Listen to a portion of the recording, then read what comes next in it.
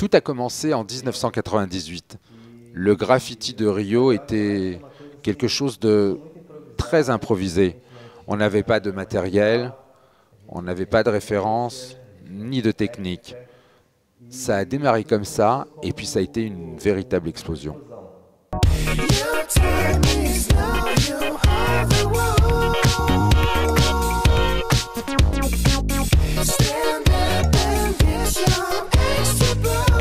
Deux ans plus tard, on était une vingtaine, une trentaine de graffeurs à Rio. Les gens n'ont pas très bien compris ce que c'était au début. Mais c'est comme ça que le graphe a débarqué à Rio.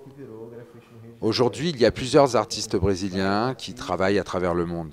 Le graphe de Rio est très différent des graphes des autres États du Brésil. Car chaque artiste suit son propre modèle et du coup c'est très diversifié. Personne ne suit une ligne définie par aucun mouvement, chacun suit son intuition et c'est ce qu'on appelle le graphe carioca, celui des habitants de Rio.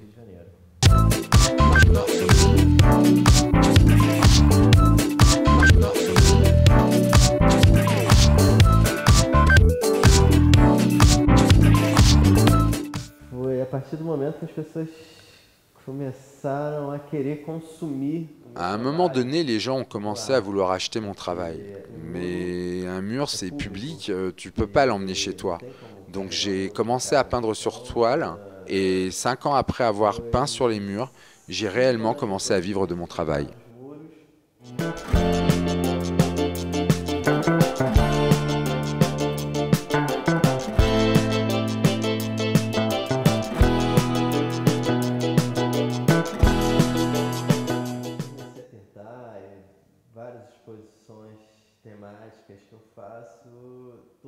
Tout le travail que je réalise est basé sur mes passions, sur les choses que j'aime. Je suis passionné d'images, je suis passionné par la nature et je suis aussi un grand passionné de vélo. Ce sont les 3 thèmes que je peins. Je pense que chaque artiste traduit ses passions.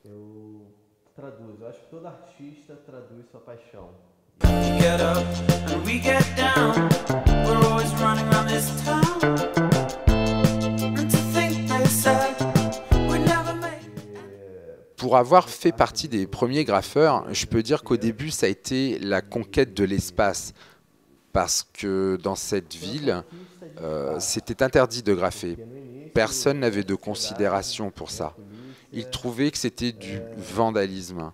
Mais nous avons prouvé que c'était autre chose et que nous étions des artistes voulant seulement conquérir l'espace de la ville. Aujourd'hui, grâce à notre action, le graphe est devenu légal à Rio. We'll be right back.